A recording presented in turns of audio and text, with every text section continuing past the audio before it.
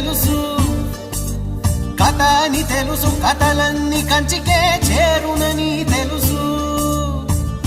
తెలుసు తెర తొలుగుతుందని, తెలుసు తెల్లారుతుందని, తెలుసు ఈ కట్టె పుట్టుకుమంటదని, తెలుసు ఈ మట్టి మట్టిలో కలిసిపోతదని.